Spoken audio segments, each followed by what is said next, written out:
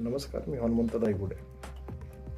आज व्हिडिओ यासाठी बनवत आहे की राज्य सरकारनं आणि महायुतीनं ओबीसीच्या गोरगरीब विद्यार्थ्यांवर कशा पद्धतीनं अन्याय केला हे सांगण्यासाठी मी आज हा व्हिडिओ बनवत आहे. राज्य सरकार ह्या वर्षी ह्या राज्यामध्ये 15,000 मुलांची पोलीस भरती करणार आहे.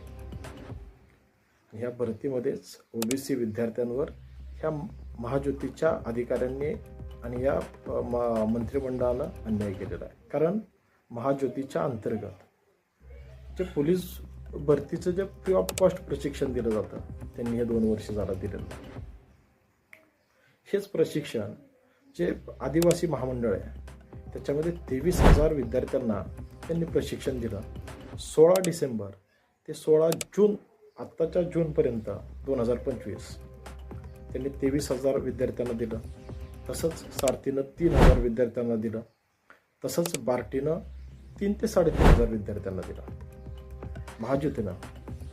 महायुतीला वाटलं नाही की ह्या गोरगरीब विद्यार्थ्यांचं कल्याण व्हावं.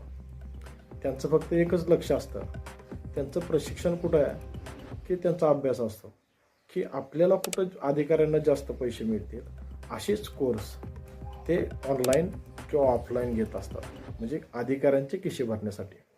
हे पोलीस प्रक्रिया करणारे विद्यार्थी कोण आहेत? ही खऱ्या अर्थानं कष्टकरी गोरगरीब घरातली ही मुलं आहेत की त्यांना ह्या एज्युकेशनची ह्या प्रशिक्षणाची खऱ्या अर्थानं गरज असते.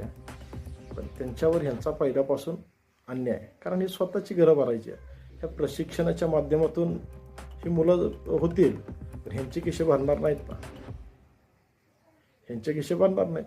आता हे 15,000 पोलीस भरती होणार आहे, मग ह्यांना प्रशिक्षण दिलेलं नाही आहे.